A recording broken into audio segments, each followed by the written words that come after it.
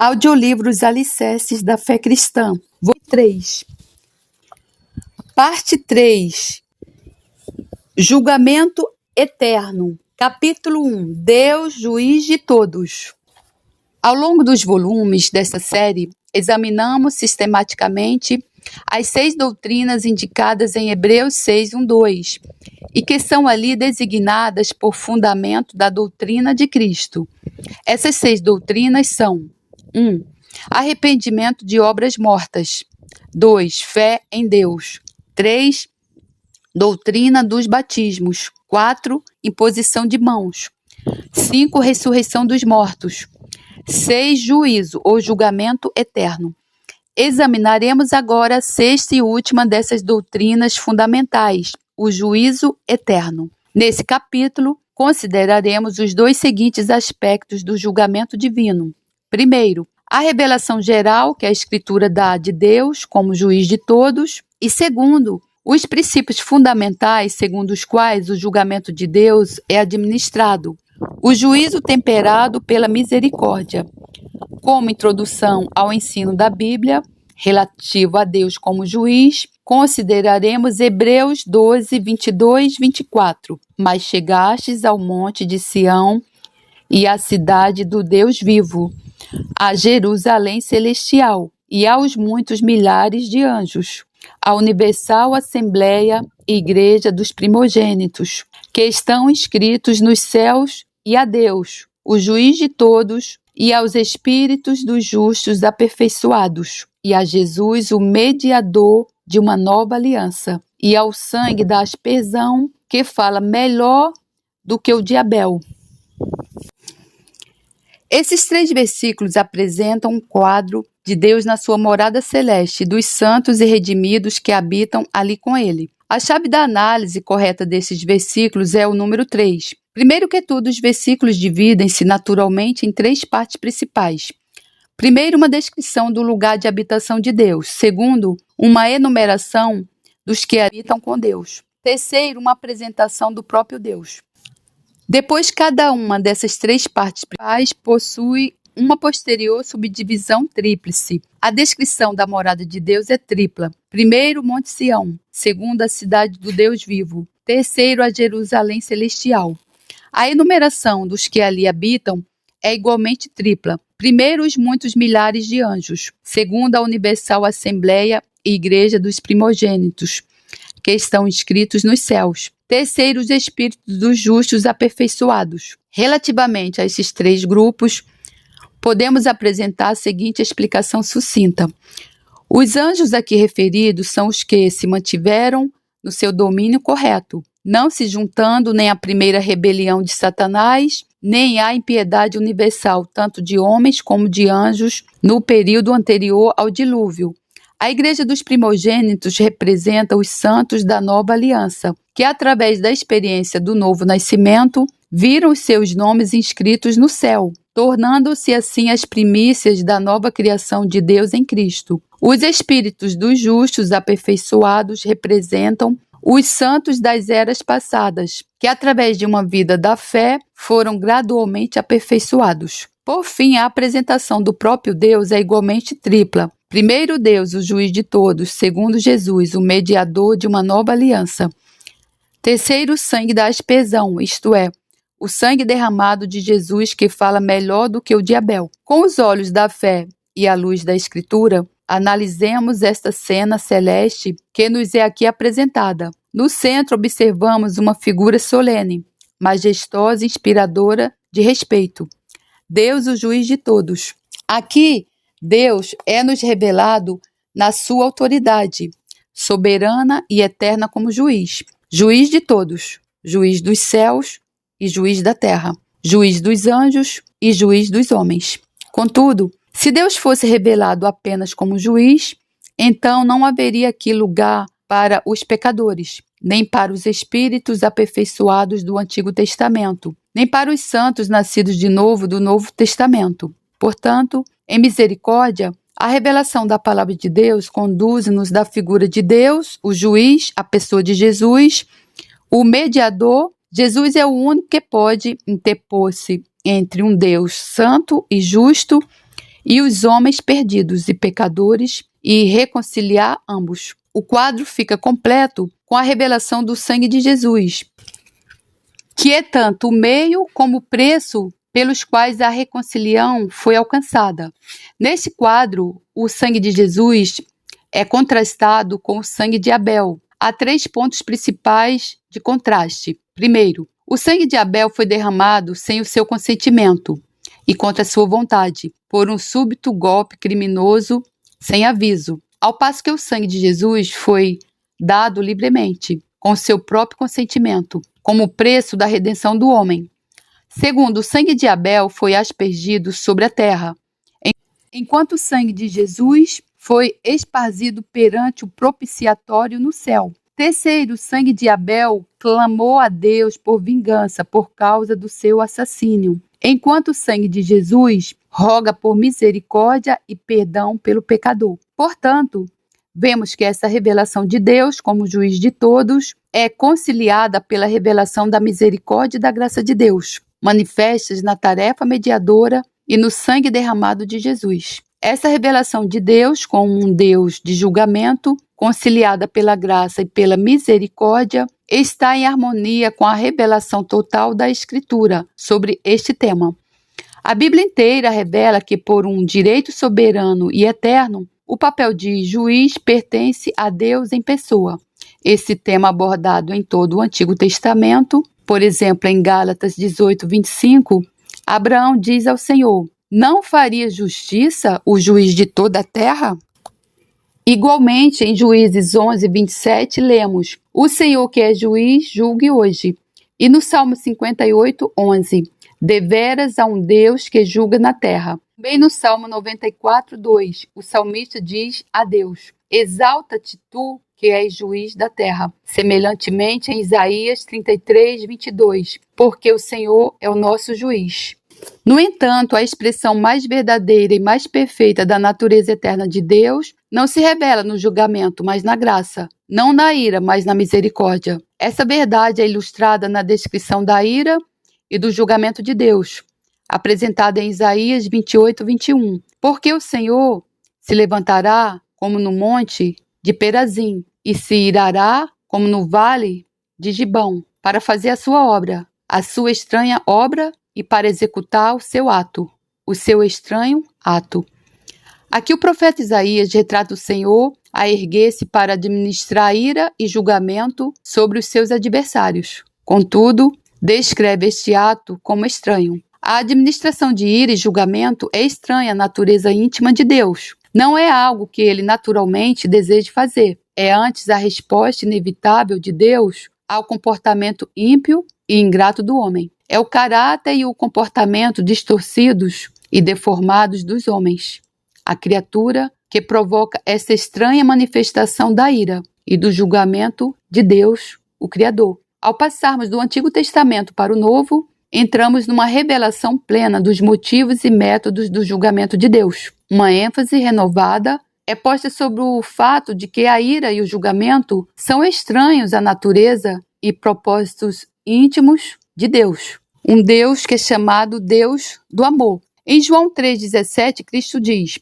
porque Deus enviou seu Filho ao mundo, não para que condenasse o mundo, mas para que o mundo fosse salvo por ele. Igualmente em 2 Pedro 3,9, o Senhor não retarda sua promessa, ainda que alguns a tenham por tardia, mas é longânimo para convosco, não querendo que alguns se percam, senão que todos venham a arrepender-se. Essas escrituras e muitas outras como elas revelam que Deus se deleita em mostrar misericórdia e salvação, mas que tem relutância em administrar ira e julgamento. Entretanto, a revelação do Novo Testamento leva-nos ainda mais longe nesta linha da verdade. A relutância de Deus em administrar julgamento encontra também expressão na forma como o juiz de Deus será levado a cabo. O Pai, o Filho, a Palavra. Em primeiro lugar, e pelo eterno e soberano direito, como já vimos, o julgamento pertence a Deus Pai.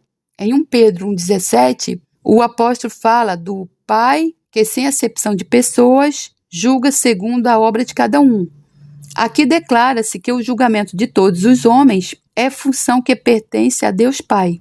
Contudo, em João 5, Cristo revela que o Pai, na sua soberana sabedoria, escolheu entregar ao Filho todo o julgamento.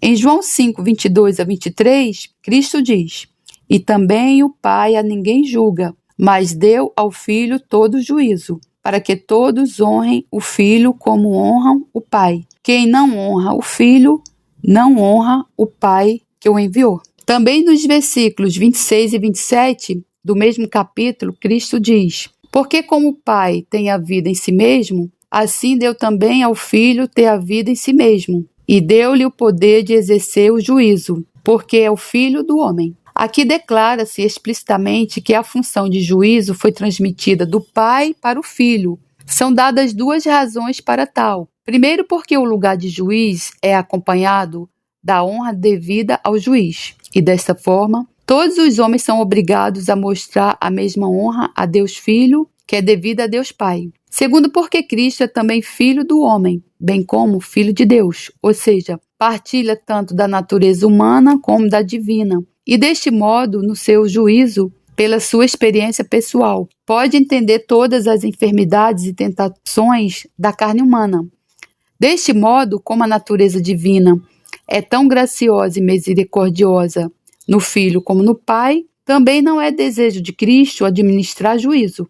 Por essa razão, transferiu por seu turno a autoridade final do juízo da sua própria pessoa para a palavra de Deus. Em João 12, 47 a 48, Jesus diz: "E se alguém ouvir as minhas palavras e não crer, eu não o julgo, porque eu vim não para julgar o mundo, mas para salvar o mundo. Quem me rejeitar a mim e não receber as minhas palavras, já tem quem o julgue. A palavra que tenho pregado, essa o há de julgar no último dia." A autoridade final de todo o juízo encontra-se na palavra de Deus. Este é o padrão imparcial, imutável, perante o qual todos os homens devem um dia responder. A mesma revelação relativa à palavra de Deus já fora dada no Antigo Testamento.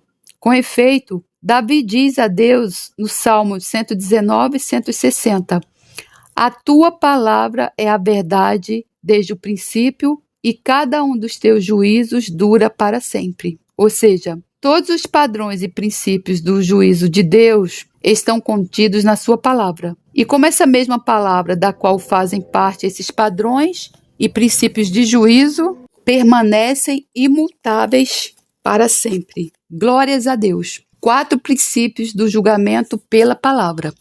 Quais são, então, os princípios do juízo divino revelados na palavra de Deus? Em Romanos 1,12, Paulo desvenda 4 princípios fundamentais que podem ser assim resumidos. Primeiro, em Romanos 2, 1 a 2, Paulo declara que o juízo de Deus é segundo a verdade. Portanto, és inexcusável quando julgas, ó homem, quem quer que sejas, porque te condenas a ti mesmo naquilo em que julgas outro, pois tu que julgas fazes o mesmo. E bem sabemos que o juízo de Deus é segundo a verdade sobre os que tais coisas fazem. Paulo está a falar aqui principalmente a pessoas religiosas que julgam os outros com padrão e a si próprios com outro. Paulo diz que o juízo de Deus não se processa deste modo. O juízo de Deus é segundo a verdade. Se vemos e reconhecemos a verdade do juízo de Deus quando aplicada a outros, temos de aplicar precisamente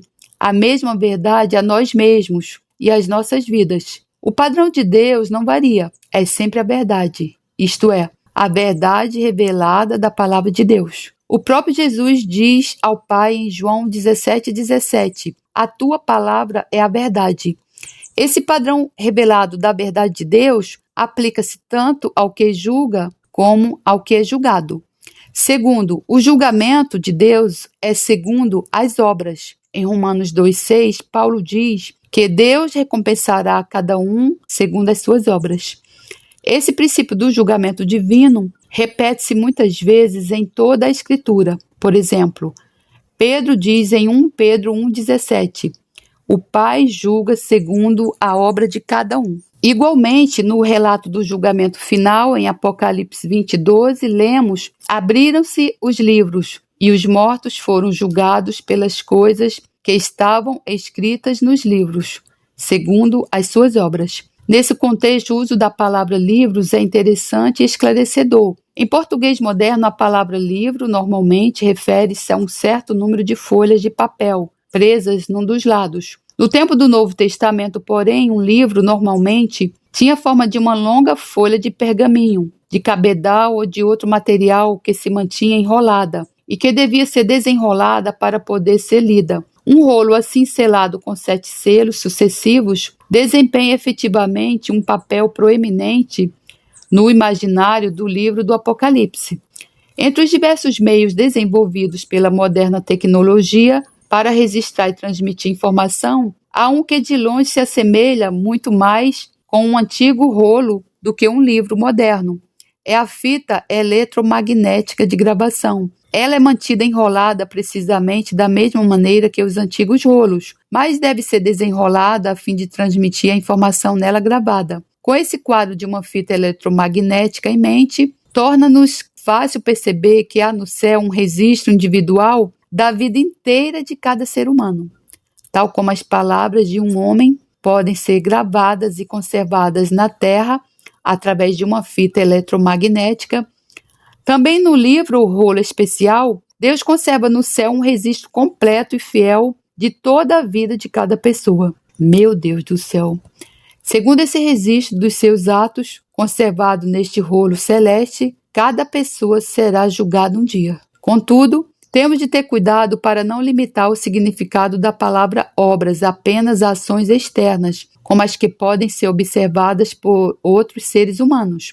A Bíblia inteira deixa claro que Deus, no seu juízo do homem, não toma em conta apenas as ações externas, mas também os mais profundos e mais secretos pensamentos, impulsos e motivos do coração. Em Romanos 2,16, Paulo fala do dia em que Deus há de julgar os segredos dos homens, por Jesus Cristo, segundo o meu evangelho. Paulo foca de novo o mesmo pensamento em Coríntios 4,5, onde diz: portanto, nada julgueis antes do tempo, até que o Senhor venha, o qual também trará à luz as coisas ocultas das trevas e manifestará os desígnios dos corações. E então cada um receberá de Deus o louvor. Na realidade, esta verdade está contida na revelação de que o julgamento será pela palavra de Deus, pois Hebreus 4, 12 a 13 diz-nos: porque a palavra de Deus é viva e eficaz e mais penetrante do que espada alguma de 2 gumes, e penetra até a divisão da alma e do espírito, e das juntas e medulas, e é apta para discernir os pensamentos e intenções do coração. E não há criatura alguma encoberta diante dele. Antes, todas as coisas estão nuas e patentes aos olhos daquele com quem temos de tratar. Vemos, portanto, que o registro divino das obras dos homens abrange não apenas as suas ações externas, observáveis, mas também os pensamentos e intenções, os motivos e impulsos mais profundos da sua mente e coração. É nesse sentido global que o julgamento divino dos homens será segundo as suas obras. O terceiro princípio do juízo de Deus vem declarado em Romanos 2,11, porque para com Deus não há acepção de pessoas. Esta expressão implica que Deus não é influenciado no seu julgamento pelas características externas de uma pessoa. Essas não fornecem necessariamente uma indicação correta do verdadeiro caráter e comportamento da pessoa. Muitas das coisas externas que frequentemente influenciam o julgamento dos homens são raça, profissão religiosa, posição social, aparência física, riqueza, cultura, etc. Contudo, o julgamento de Deus não é influenciado nem desviado por nenhuma destas coisas. Essa realidade é resumida na declaração de 1 Samuel 16,7. Por o Senhor não vê como vê o homem, pois o homem vê o que está diante dos olhos, porém o Senhor olha para o coração. Para além do próprio Deus nunca se influenciar pela posição das pessoas, também exige de todos os que exercem juízo nos assuntos humanos que não cedam a essa influência. Dificilmente encontraremos outro princípio da Escritura que é declarado mais frequentemente do que este. Aparece mencionado 9 vezes no Antigo Testamento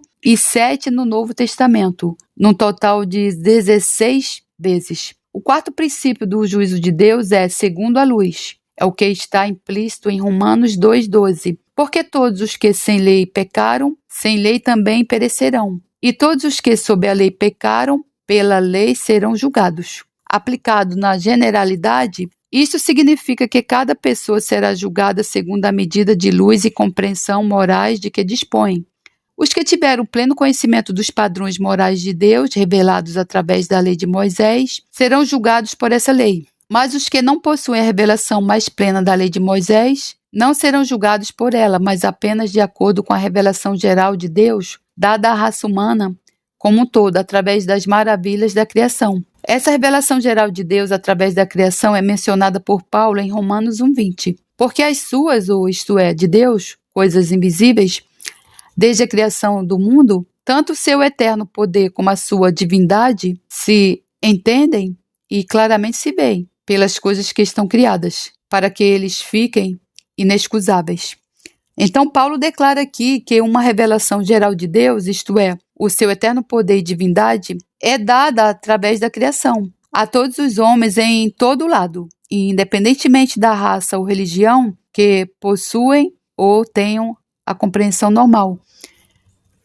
Você pode olhar para a natureza de Deus e você vai ver Deus, vai ver as digitais de Deus, vai ver Deus e suas leis. Esse, portanto, é o padrão básico pelo qual todos os homens serão julgados. Contudo, os que recebem uma revelação adicional e especial através da palavra de Deus serão julgados pelo padrão de conhecimento moral mais elevado que lhes é garantido. Assim, o julgamento é segundo a luz, segundo a medida do conhecimento moral garantido a cada pessoa. Esse mesmo princípio de julgamento, segundo a luz, está contido nas palavras de Jesus ao povo dos seus dias, registrados em Mateus 11, 20 a 24. Então começou ele a lançar em rosto as cidades onde se operou a maior parte dos seus prodígios, o não se haver é arrependido, dizendo: ai de ti, Corazim, ai de ti, Betsaida, porque se em Tiro e em Sidom fossem feitos os prodígios que em vós se fizeram, há muito que se teriam arrependido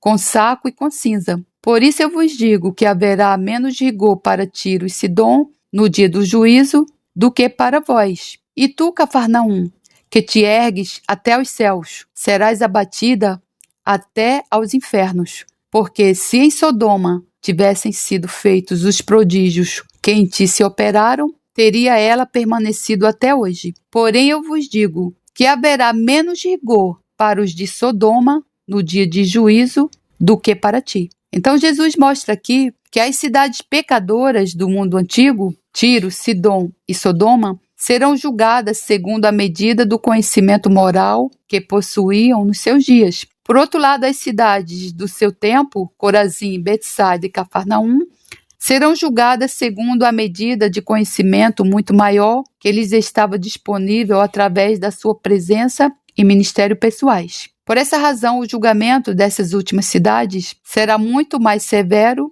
do que o juízo das primeiras.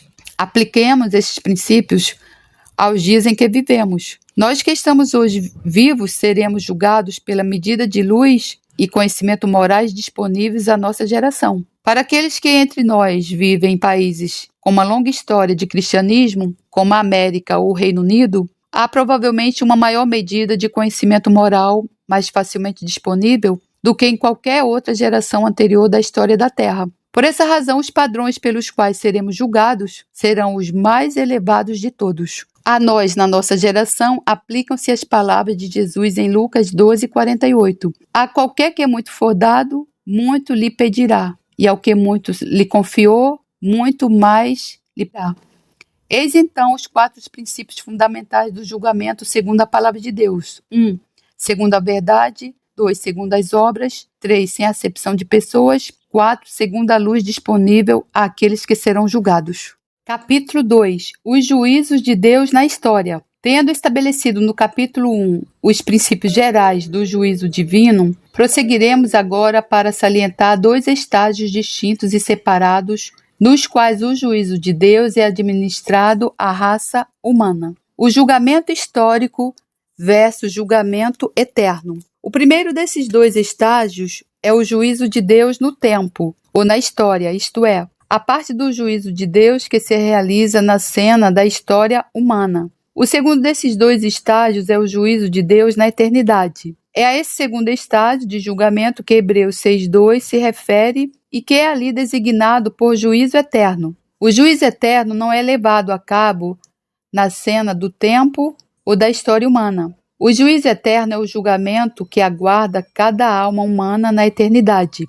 após o tempo e a história haverem terminado. O alvo principal do nosso estudo presente é examinar o ensino da Escritura relativo ao segundo estágio do julgamento de Deus, ou seja, o juízo de Deus na eternidade. Porém, será útil começarmos por um breve exame do primeiro estágio, isto é, o juízo de Deus na história. Deste modo, ao observarmos cuidadosamente esta distinção lógica e bíblica entre o juízo de Deus na história e o juízo de Deus na eternidade, poderemos conciliar certas declarações da Escritura que, por vezes, têm sido consideradas inconsistentes umas com as outras. Em Êxodo 20:4-6, lemos o seguinte mandamento e alerta dado por Deus a Israel: Não farás para ti imagem de escultura, nem alguma semelhança da que há em cima nos céus, nem embaixo na terra, nem nas águas debaixo da terra. Não te encurvarás a elas, nem as servirás, porque eu, o Senhor teu Deus, sou Deus zeloso que visito a maldade dos pais nos filhos, até a terceira e quarta geração daqueles que me aborrecem. Faço misericórdia em milhares aos que me amam e guardam os meus mandamentos. Igualmente, em Jeremias 32:18, o profeta recorda ao Senhor tanto a promessa como o alerta que ele fez a Israel. Tu usas de benignidade com milhares e tornas a maldade dos pais ao seio dos filhos depois deles. Essas passagens da Escritura e outras semelhantes a estas deixam claro que, em certos casos, pelo menos, os pecados de uma geração provocam o juízo de Deus sobre as gerações posteriores, até a terceira e quarta gerações. Inversamente, a justiça de uma geração pode fazer com que a bênção de Deus venha sobre muitos milhares dos seus descendentes. Passagens como estas lidam todas com os juízos de Deus no tempo, isto é, na história. No entanto, para alcançarmos um quadro completo do juízo total de Deus, temos também de considerar as muitas passagens da Escritura que lidam com o juízo de Deus na eternidade. Um quadro muito claro deste fato é dado em Ezequiel 18. Ezequiel 18, 1-4. Resiste a seguinte mensagem do Senhor através do profeta ao seu povo Israel.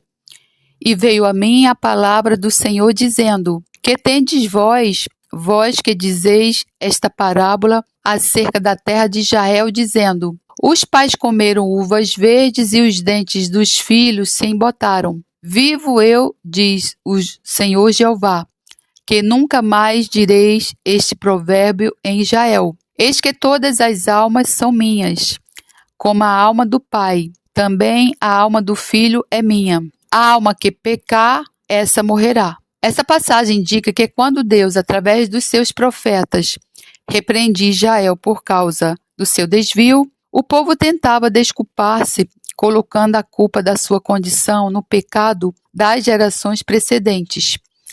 Deixavam entender que o declínio nacional de Israel nos seus dias se devia aos pecados dos seus antepassados e assim Deus não podia justamente pedir-lhes contas da sua presente condição moral. Contudo, Deus, através desta mensagem dada a Ezequiel, rejeita plenamente essa desculpa. Embora o declínio nacional possa ter tido origem no fracasso das gerações precedentes, Deus alerta-os de que cada um deles é individualmente responsável pela sua condição moral e pessoal, e que cada um deles será julgado na eternidade, unicamente pelo seu próprio caráter e conduta, e não por alguma coisa que os seus antepassados possam ter ou não ter feito. Esse aviso é repetido ainda mais enfaticamente um pouco mais adiante em Ezequiel 18:20. A alma que pecar, essa morrerá. O filho não levará a maldade do pai, nem o pai levará a maldade do filho. A justiça do justo ficará sobre ele, e a impiedade do ímpio cairá sobre ele. Toda a aplicação desta passagem é individual e pessoal. A alma que pecar, essa morrerá. Não se trata do julgamento de uma nação ou de uma família. É o julgamento de cada alma individual. O julgamento no qual é decidido o destino eterno de cada alma. Esse ponto é de novo claramente estabelecido no versículo 24 do mesmo capítulo. Mas desviando-se o justo da sua justiça e cometendo a iniquidade, fazendo conforme todas as abominações que faz o ímpio, porventura viverá? De todas as suas justiças que tiver feito, não se fará memória. Na sua transgressão com que transgrediu, e no seu pecado com que pecou, neles morrerá. As palavras finais deste versículo, neles morrerá, indicam que Deus está a falar da condição em que cada alma individual passa do tempo à eternidade. A condição de cada alma neste momento determinará o seu destino na eternidade. A alma que morrer em pecado não poderá nunca depois ser admitida à presença de Deus. Em Eclesiastes 11:3, a mesma verdade é apresentada com a imagem da queda de uma árvore. E caindo a árvore para o sul ou para o norte, no lugar em que a árvore cair, ali ficará. A árvore a cair corresponde a um homem a morrer. No lugar em que a árvore cair, ali ficará. A posição em que a árvore cai decide a posição em que ela jazerá. A condição em que um homem morrer, a condição da sua alma no momento da morte, decide qual será a sua condição ao longo da eternidade. A esse respeito, cada alma responde apenas por si só e é responsável unicamente pela sua própria condição. Essas passagens que acabamos de considerar, em Ezequiel e em Eclesiastes, lidam com o juízo eterno de Deus sobre cada alma individual. O destino de cada alma é estabelecido pela condição em que ela morre. Por outro lado, as passagens que analisamos anteriormente, em Êxodo e em Jeremias, lidam com os juízos de Deus na história, aplicados de geração em geração, na experiência de famílias, de nações e de raças inteiras. Visto nessa perspectiva, não há conflito ou inconsistência entre essas duas apresentações do juízo de Deus. Na história, a conduta de uma geração tem um efeito importante, para o bem ou para o mal, sobre o curso das gerações que se seguem. Essa é a parte do juízo de Deus na história. Mas na eternidade, depois do tempo e da história terem terminado, cada alma responderá perante Deus apenas pelo seu próprio caráter e conduta. Nenhuma alma será justificada pela justiça de outra, e nenhuma alma será condenada pela impiedade de outra. Este é o juízo de Deus na eternidade. Exemplos de juízos históricos. Consideraremos agora sucintamente alguns exemplos bíblicos do juízo de Deus na história. Há um certo número de tais juízos registrados na Escritura, que são melhor descritos pela palavra exemplares, ou seja, os juízos desse tipo estabelecem a atitude de Deus para com certas obras ou condições pecaminosas de um modo tão claro e dramático que constituem um alerta para todos os que em gerações posteriores podem ser tentados a cometer pecados do mesmo gênero. Um claro exemplo desse tipo é fornecido pelo juízo do Senhor sobre as cidades de Sodoma e Gomorra, registrado em Gênesis 19, 24, 25. Então o Senhor fez chover enxofre e fogo do Senhor desde os céus sobre Sodoma e Gomorra, e derrubou aquelas cidades e toda aquela campina, e todos os moradores daquelas cidades e o que nascia da terra. Os escritores do Novo Testamento referem-se diversas vezes a este acontecimento. Por exemplo, em 2 Pedro 2,6, o apóstolo diz que Deus condenou a subversão às cidades de Sodoma e Gomorra, reduzindo-as a cinzas e pondo-as para exemplo aos que viessem impiamente. Pedro salienta que a destruição repentina, dramática e completa de Sodoma e de Gomorra foi um exemplo, um padrão, estabelecendo a atitude de Deus para com os pecados pelos quais aquelas cidades eram culpadas. Em Ezequiel 16:49, encontramos um relato muito interessante das condições morais e sociais básicas que provocaram o declínio de Sodoma, pois Deus diz a Jerusalém: Eis que esta foi a maldade de Sodoma, tua irmã, soberba, fartura de pão, e abundância de ociosidade teve ela e suas filhas, mas nunca esforçou a mão do pobre e do necessitado. Deus especifica aqui 4 causas básicas do declínio moral de Sodoma: soberba, fartura de pão, abundância de ociosidade e uma falta de preocupação pelos pobres e desprotegidos do seu meio. Dessas causas básicas cresceu essa forma particular de perversão sexual, que desde então passou a ser conhecida pelo nome de sodomia. A espantosa exatidão da Bíblia é uma vez mais confirmada ao observarmos como em muitos dos grandes centros populacionais da nossa civilização moderna, as mesmas causas sociais e morais estão a produzir as mesmas formas de perversão sexual. A Bíblia não sugere que esse tipo de pecado será em cada caso visitado com a mesma forma dramática de juízo histórico, mas ensina que a atitude imutável de Deus para com esta forma de pecado foi uma vez por todas demonstrada pelo seu juízo sobre Sodoma. À luz desse juízo revelado de Deus, todos os que depois disso praticam esta forma de perversão sexual são deixados sem qualquer desculpa, mesmo que sobre eles, no seu tempo, não caia nenhum juízo declarado de Deus. O seu julgamento na eternidade não será de modo nenhum menos severo. Outra mostra dramática dos juízos exemplares de Deus é fornecida pela história de Ananias e Safira, registrada em Atos 5, 1-10. Ananias e sua esposa Safira foram o que chamaríamos de hipócritas religiosos. Venderam uma propriedade e trouxeram aos apóstolos parte do preço como oferta para a obra de Deus. Isso por si só era louvável. Contudo, seu pecado consistiu em fingirem que o dinheiro que traziam representava o valor total da propriedade que haviam vendido. Fizeram-no do modo a ganhar o louvor e o favor dos apóstolos e dos seus irmãos cristãos. Entretanto, pela revelação sobrenatural do Espírito Santo, Pedro discerniu a sua hipocrisia e acusou primeiro Ananias e depois a Safira de mentirem e de procurarem enganar o Espírito Santo. Uma convicção tão intensa do pecado veio sobre eles que cada um, por sua vez, caiu morto aos pés de Pedro. O efeito deste dramático juízo de Deus é descrito em Atos 5:11. E houve um grande temor em toda a igreja e em todos os que ouviram estas coisas.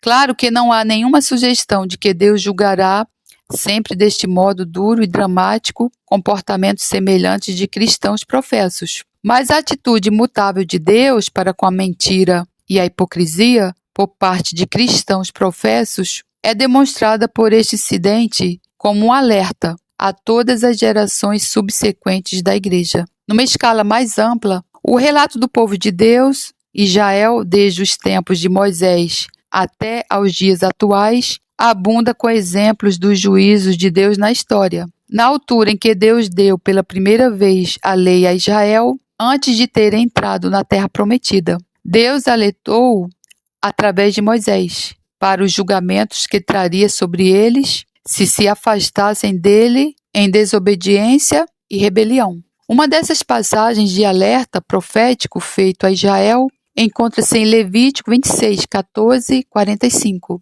Deus primeiro avisa a Israel de diversos juízos que ele fará cair sobre eles pela sua desobediência, enquanto estiveram ainda a habitar a terra. Depois dos versículos 27 e 33, avisa-os de que a desobediência contínua trará sobre eles juízos ainda mais severos, pelos quais serão espalhados como exilados da sua terra. E se com isto me não ouvirdes, mas ainda andardes contrariamente comigo, também eu convosco andarei contrariamente em furor, e vos castigarei 7 vezes mais por causa dos vossos pecados, porque comereis a carne de vossos filhos, e a carne de vossas filhas comereis, e destruirei os vossos altos, e desfarei as vossas imagens do sol, e lançarei os vossos cadáveres sobre os cadáveres dos vossos deuses. A minha alma se enfadará de vós.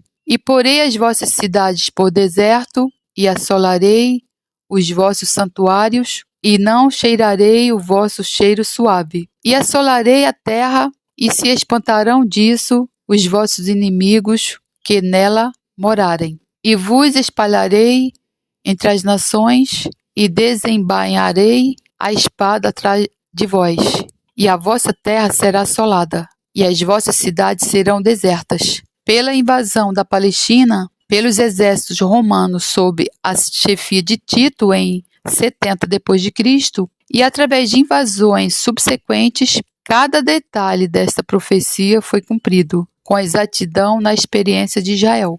No cerco de Jerusalém por Tito, os judeus ficaram sujeitos a tal situação de fome que literalmente comeram a carne dos filhos e das filhas. Depois, todos os seus santuários e centros religiosos foram destruídos. Um grande número de pessoas foi massacrado. Outras foram vendidas como escravos e espalhadas pelas nações como exilados. Os gentios dos países vizinhos entraram e tomaram posse da terra deixada, assim desolada. Em Levítico 26, 36 a 37, Deus continua a alertar Israel para a sua situação deplorável durante os séculos após a sua dispersão entre os gentios. E quanto aos que de vós ficarem, eu meterei tal pavor nos seus corações nas terras dos seus inimigos, que o sonido de uma folha movida os perseguirá, e fugirão como quem foge da espada, e cairão sem ninguém os perseguir. E cairão uns sobre os outros como diante da espada, sem ninguém os perseguir. E não podereis parar diante dos vossos inimigos.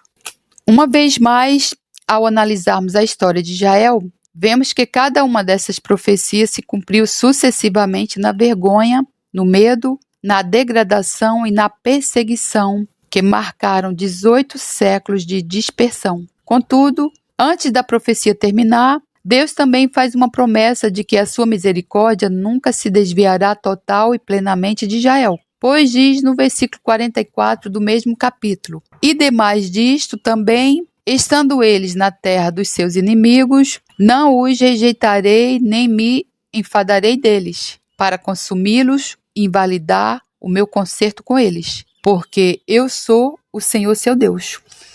Assim como os alertas do juízo de Deus realizaram também a sua promessa de misericórdia, se tem cumprido, mesmo no meio do juízo. Vista assim à luz da escritura profética, toda a história de Israel se torna uma demonstração numa escala mundial, tanto do juízo como da misericórdia de Deus. Pois mesmo no meio do juízo, Deus ainda se deleita em administrar misericórdia. Talvez o mais marcante exemplo bíblico de misericórdia no meio do juízo encontra-se na história de Raabe, relatada nos capítulos 2 e 6 do livro de Josué. Quer do ponto de vista de antecedentes, quer do ponto de vista do meio ambiente, Raabe tinha tudo contra si. Era uma prostituta, pertencia a uma raça destinada ao juízo, vivia numa cidade condenada à destruição. No entanto, em humildade e fé, atreveu-se a atrair sobre si a misericórdia de Deus. E o resultado foi que ela e toda a sua casa foram poupados, e ela própria, pelo casamento com um israelita, tornou-se membro em linha reta dos antepassados diretos de Cristo. Assim, o exemplo de Raabe prova que nenhuma alma é necessariamente condenada pelos seus antecedentes ou pelo meio ambiente em que vive. Por mais negros que sejam os antecedentes, por mais corrupto que seja o meio ambiente, o arrependimento e fé pessoais por parte de cada indivíduo tornam sem efeito o juízo de Deus e ainda é objeto da sua misericórdia. Verificamos então que a história iluminada pela Escritura revela o resultado dos assuntos humanos, tanto do juízo como da misericórdia de Deus. Mesmo no meio dos juízos mais severos, os propósitos subjacentes de Deus são ainda os da graça e da misericórdia. Por essa razão, a revelação de Deus em operação na história está resumida no Salmo 107, 43. Quem é sábio observa estas coisas e considere atentamente as benignidades, mais plenamente as misericórdias compulsivas do pacto do Senhor. Para o crente, a lição suprema da história é a revelação da fidelidade imutável de Deus em manifestar graça e misericórdia. Contudo, Não podemos cometer o erro de supor que o juízo pleno e final de todas as ações dos homens é administrado na cena do tempo. Em 1 Timóteo 5, 24 a 25, Paulo alerta: os pecados de alguns homens são manifestos precedendo o juízo, e em alguns manifestam-se depois. Assim mesmo também as boas obras são manifestas, e as que são de outra maneira não podem ocultar-se. Eclesiastes 8:11 contém um alerta semelhante. Visto como se não executa logo o juízo sobre a má obra, por isso o coração dos filhos dos homens está inteiramente disposto para praticar o mal. Ambas as passagens avisam-nos de que os juízos de Deus nem sempre se revelam plenamente no tempo. Isto aplica-se tanto à punição do ímpio como à recompensa do justo. Para a revelação plena do juízo final de Deus, temos de passar a cena do tempo e entrar na eternidade. Glórias a Deus, louvado seja o teu nome, Senhor, pelos séculos dos séculos. Amém. Pai, meu Deus, obrigada, Senhor, por mais esse ensino, por mais esse capítulo concluído. Que esse ensino, Pai, possa edificar a minha vida e a vida de todas aquelas pessoas escolhidas pelo Senhor para escutar esse ensino. Que o teu reino avance e a glória seja dada somente a ti, pelos séculos dos séculos. Amém.